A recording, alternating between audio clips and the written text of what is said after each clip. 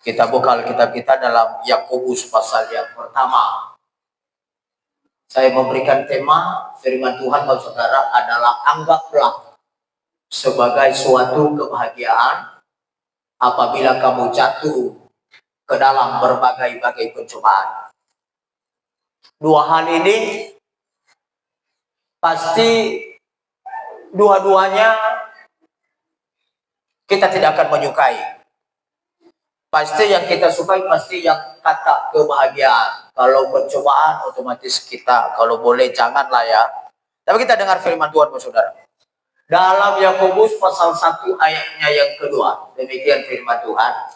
Saudara-saudaraku, anggaplah sebagai suatu kebahagiaan apabila kamu jatuh ke dalam berbagai-bagai pencobaan.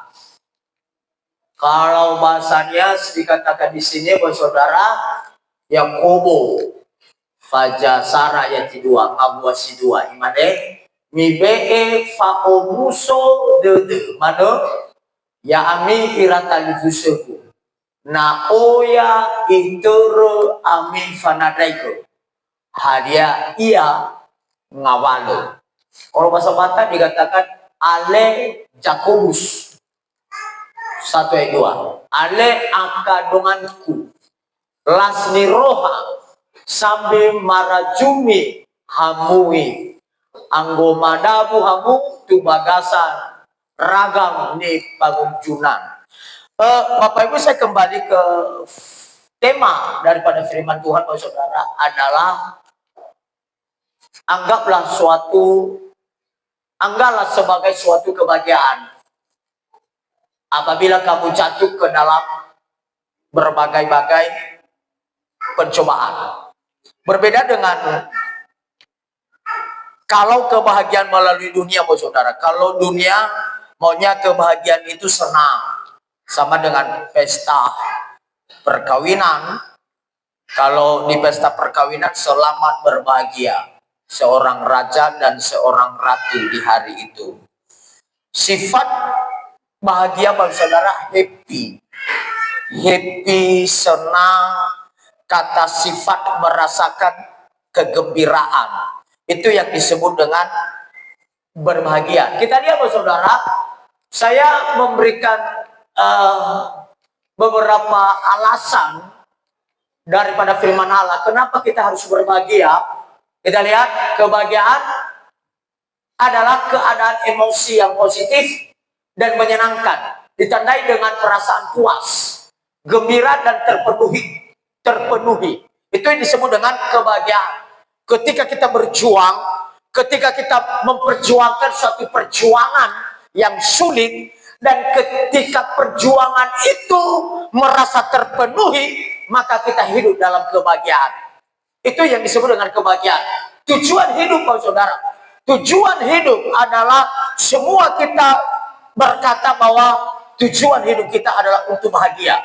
Tidak ada yang mau menderita, tidak ada yang mau tidak senang, tidak ada yang mau ada dalam pencobaan, tidak ada yang mau ada dalam masalah dan kesulitan dan lain sebagainya. Karena kita tahu banyak orang mencari kebahagiaan sebagai tujuan akhir hidup. Meskipun cara untuk mencapainya berbeda-beda bagi setiap individu atau individualisme. Kita lihat kebahagiaan tidak selalu datang dengan sendirinya, tetapi bisa diupayakan melalui berbagai cara, seperti bersyukur, melakukan hal-hal yang disukai, dan membangun hubungan yang positif. Kita lihat faktor yang dapat mempengaruhi kita ada dalam kebahagiaan. Faktornya, Bapak Saudara, ada beberapa hal. Satu, Bapak Saudara, adalah faktor untuk hidup dalam kebahagiaan yang pertama adalah hubungan sosial. Itu adalah kebahagiaan, Bapak Saudara. Kalau masalah harta nanti, Bapak Saudara, adalah hanya nomor 4. Itu adalah kebahagiaan. Yang pertama adalah faktor yang pertama untuk hidup dalam kebahagiaan adalah hubungan sosial.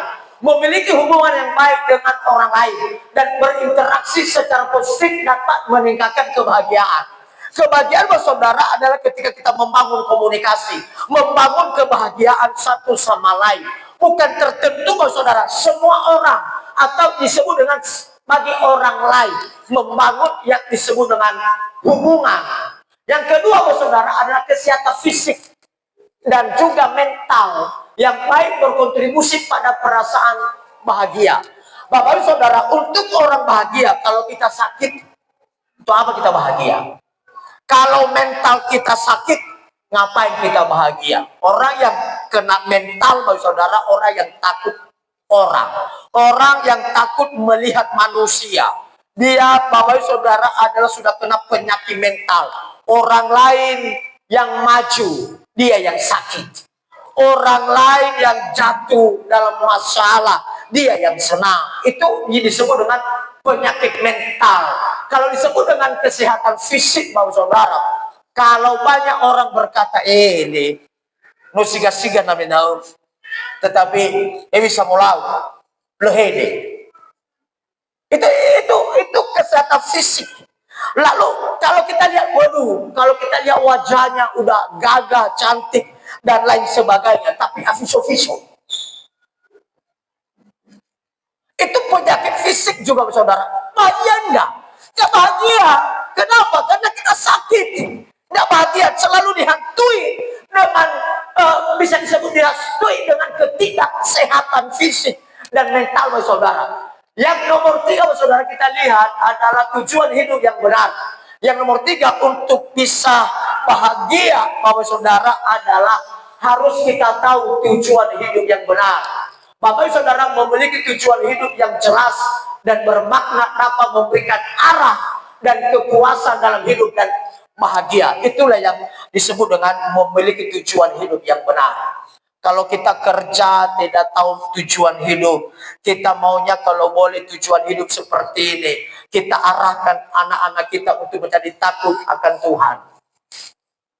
Kita arahkan anak-anak kita untuk menjadi pelaku firman Allah, saudara. Makanya anak saya sekarang, si Johan, saya arahkan menjadi sifat hamba Tuhan. Bukan saya arahkan untuk menjadi orang yang lain, menjadi pengusaha, menjadi yang lain-lain, bukan tidak bisa ya sekolah di situ, tapi saya arahkan karena yang terbaik adalah takut Tuhan, yang terbaik adalah menjadi hamba Tuhan, yang terbaik adalah menjadi orang yang setia. Itu karena itu tujuan hidup kita adalah tujuan hidup kita untuk takut akan Tuhan. Nomor 4, kondisi finansial. Meskipun bukan satu-satunya penentu, kondisi finansial yang stabil dapat mengurangi stres dan meningkatkan kesejahteraan, yang pada gilirannya dapat berkontribusi pada kebahagiaan. Yang keempat, Bapak Saudara, adalah finansial. Finansial ini juga bisa mengurangi, bukan menghilangkan, Bapak Saudara ya, bisa mengurangi stres dan meningkatkan kesejahteraan. Tapi bukan, ini adalah hanya nomor 4, Bapak Saudara. Banyak orang kaya, tapi Bapak Saudara cerai. Banyak orang kaya, Bapak Saudara, justru orang kaya banyak selingkuh. Banyak orang kaya, tapi justru judi. Banyak orang kaya, Bapak Saudara, justru tidak sejahtera dalam keluarga. Banyak orang kaya, Bapak Saudara, justru tidak senang dalam hidupnya. Banyak orang kaya, Bapak Ibu Saudara, adalah justru dia Bapak Saudara, justru dia tidak pernah tenang di dalam hidupnya. Kalau boleh, Bapak Saudara, bahwa hidup kita harus mati dalam keadaan senang, mati dalam keadaan bahagia, karena orang mati pun bahagianya, kata firman Allah. Nah, ini, Bapak Saudara, yang paling penting dalam setiap kehidupan kita. Kita lihat, bukan ini, Bapak Saudara, yang hidup dalam kebahagiaan, tapi Yakobus berkata orang yang hidup dalam kebahagiaan adalah orang yang jatuh dalam berbagai pencobaan. Bayangkan, Bapak Saudara, pasti pencobaan kita tidak alami. Ingat, Bapak Saudara, pencobaan kita tidak suka. Tapi kebahagiaan, kata firman Allah, apabila kita jatuh dalam berbagai-bagai. Kalau disebut dengan berbagai-bagai berarti macam-macam. Ada yang jatuh karena ini, ada yang jatuh karena ini, ada yang susah karena ini, ada yang susah karena ini.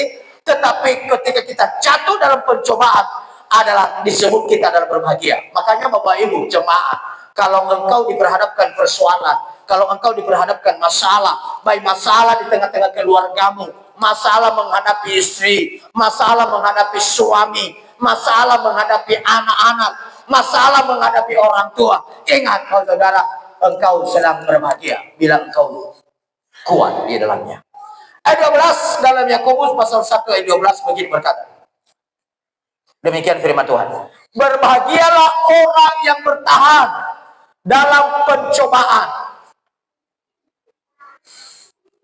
Sebab apabila ia sudah tahan uji, ia akan menerima mahkota kehidupan yang dijanjikan Allah kepada dia. Barang siapa yang mengasihi dia. Balikan dari mana? Yahweh. Yahweh. Kalau diterjemahkan ke bahasa Batak berarti Horas ya. Kata Yahweh adalah kata yang paling tinggi di bahasa Nias. Tidak ada kata yang lebih indah. Tidak ada kata yang lebih hebat. Tidak ada kata yang lebih mulia dalam bahasa Nias selain daripada kata Yahweh. Itu kata yang paling mulia, saudara. Tetapi firman Allah berkata, Yahweh niha sanaha tedeniha na itere ia fanadaifu. Artinya, Bapak Saudara, indikator pengukuran orang yang berbahagia ketika kita jatuh dalam pencobaan. Firman Allah berkata, Yahweh niha sanaha tedeniha na itere ia fanandaike. Nano aifa itake pamakau ade ite malunia. Ya ia baauri sino ifabulo walani baniha samomasi ya iya. Maka Bapak Saudara, jangan pernah takut yang disebut dengan pencobaan. Karena pencobaan adalah mengukur kita untuk mengantarkan kita ke tempat yang disebut dengan kebahagiaan. Saya sedikit menerjemahkan kebahagiaan dari bahasa Indonesia, Bapak Saudara, dari Kamus Besar Bahasa Indonesia, Bapak Saudara. Disebut di sini kebahagiaan adalah kegembiraan, senang, atau bahasa Inggrisnya dipakai kata happy, tapi happy, senang. Lalu ada kata sifat dari kata happy ini diartikan dengan kata kegembiraan. Kegembiraan itu yang disebut dengan kegembiraan. Dan orang yang hidup dalam kegembiraan, kalau orang sedang bernyanyi, itu saya mengartikan dari buku, Bapak Saudara, bahwa orang yang sedang ada dalam kebahagiaan, orang itu suka bernyanyi. Itu pasti jiwanya senang. Kalau kita lihat orang sedang bernyanyi, jiwanya sedang senang. Dan masalah sedang hilang dalam pikirannya. Hilang beban. Orang yang suka bernyanyi adalah orang yang tidak ada beban. Itu yang disebut dengan kebahagiaan. Maka kalau saya melihat ada jemaat-jemaat, ada ibu-ibu, ada inang-inang, ada opung-opung yang sedang bertiktok, berjoget-joget, saya lihat dan saya katakan bebannya sudah mulai hilang. Amin. Haleluya. Apalagi kalau bapak-bapak, kalau sudah mulai saya lihat di TikTok. Saya lihat di TikTok dan saya katakan, puji Tuhan, bebannya sudah mulai hilang. Amin. Maka bernyanyilah. Amin. Bernyanyilah. Maka bersukacitalah. Bersukacitalah. Menarilah. Berjoget-jogetlah. Tapi jangan di TikTok. Walaupun pakai TikTok tidak masalah lah. Orang yang pernah bilang sama saya, kenapa kalau banyak ibadah orang live terus? Saya bilang, kalau seandainya dulu ada HP ketika Yesus ada di bumi ini, pasti dia pakai HP. Bagaimana caranya supaya bisa disiarkan di seluruh dunia? Tapi pada saat itu tidak ada HP. Itu pun, bayangkan saudara, itu pun pada saat itu Yesus sedang ngomong-ngomong, Petrus tulis-tulis, Yohanes nulis-nulis, dokter yang bernama Lukas juga nulis-nulis apa yang dikatakan Yesus. Seandainya ada video, pasti divideokan. Seandainya ada live, pasti di-live-kan, disiar langsungkan, Bapak Saudara. Tidak salah. Demi untuk bisa jadi, Bapak Saudara, demi untuk kita live, bisa jadi orang lain bisa bertobat. Artinya, Bapak Saudara, tanpa berhadapan langsung secara verbal, tanpa bertemu langsung secara verbal. Secara non-verbal, bisa secara media, orang bisa bertobat. Maka saya yakin kalau seandainya Yesus dulu ada televisi, ada RRI, ada RCTI, SCTV, lain dan sebagainya, pasti akan ditifikkan Yesus itu.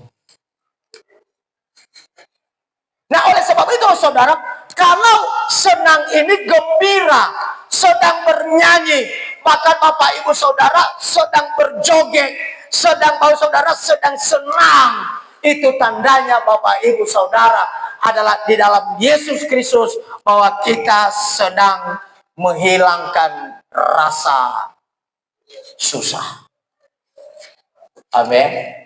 Tapi bagi dunia juga berkata begini, kalau dunia berkata sedang minum tua, sedang berjoget-joget, tanya sama dia, diingat enggak ada beras di rumah enggak? Itu orang mabuk ini supaya dia dipuji-puji, sama betul. Hei, pada puji-puji mana ya kapurunya. Tapi menurut aku, Yakobus berkata bukan bergembira di situ, tapi bergembira untuk memuji Tuhan. Kalau bergembira untuk memuji Tuhan, tidak ada masalah. Amin. Haleluya. Makanya orang-orang yang bagus-bagus suaranya itu, cobalah bernyanyi, buat konten, nyanyi lagu rohani. Yesus pegang erat tanganku, ya kan? Enak dong orang. Jangan, karena Bapak Saudara itu dunia. Makanya semua konten saya, Bapak Saudara, baik di reel, di Facebook, baik di YouTuber, Bapak Saudara, semua konten saya adalah saya akan memfokuskan adalah hanya untuk kegiatan ibadah. Hanya untuk kegiatan kerohanian. Banyak orang Bapak Ibu Saudara buat konten, bayangkan banyak buat konten di giginya karet yang sedang dikumpulkan, kan bau tai itu. Tapi supaya banyak orang menyukai dia. Banyak orang Bapak Saudara buat konten dibuka celananya tapi pakai daun ya, seperti Adam dan Hawa katanya. Apakah dia sudah tahu bulu-bulu yang dipakai oleh Adam dan Hawa? Saya juga belum tahu daun-daun apa yang dipakainya Bapak Saudara. Nah, Bapak Saudara, sekali lagi bahwa kebahagiaan adalah bukan karena banyak ada harta. Kebahagiaan bukan karena membangun sosial, bukan karena finansial. Tetapi kebahagiaan, kata Yakobus berkata, kebahagiaan apabila banyak orang jatuh ke dalam berbagai pencobaan. Amin. Apabila banyak orang jatuh berbagai pencobaan. Artinya pencobaan itulah yang mengantarkan kita ke tempat yang disebut dengan kebahagiaan. Tapi jangan salah tafsir ya, kebahagiaan bukan mati. Tapi kebahagiaan artinya adalah senang, gembira, bersukacita, dan seakan-akan bahwa dunia ini adalah sama dengan kerajaan Allah. Itu juga firman Allah. Di bumi seperti di sorga. Kalau di sorga damai, dan di bumi ini pun pasti akan damai. Kita bangkit berdiri.